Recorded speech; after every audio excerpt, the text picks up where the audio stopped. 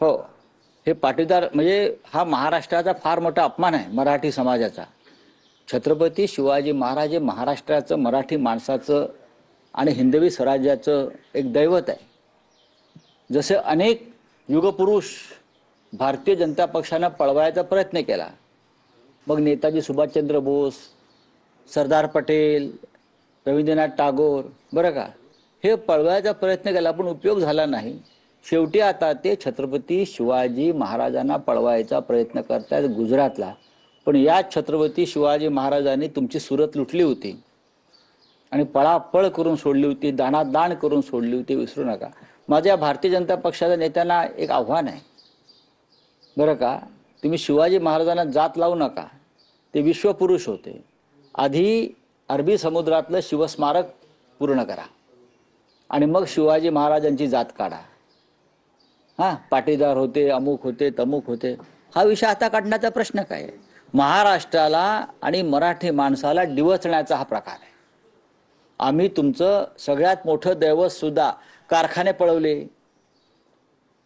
जमिनी पळवल्या, शिवसेना पळवली, राष्ट्रवादी काँग्रेस पळवली.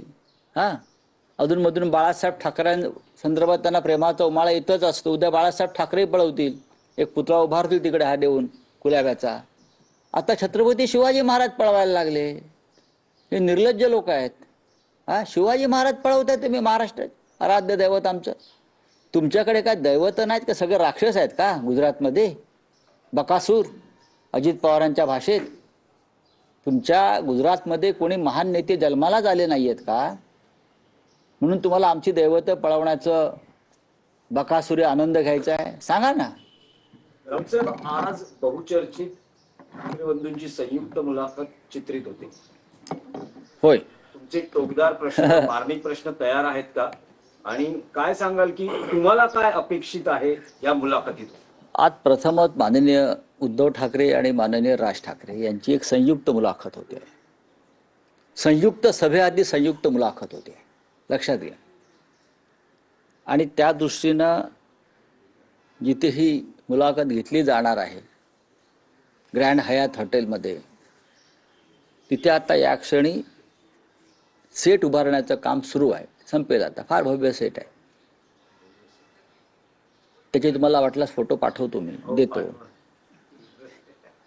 ती तयारी सुरू आहे. दोन नेते एकत्र येत आहेत, दोन भाऊ सुद्धा एकत्र येत आहेत.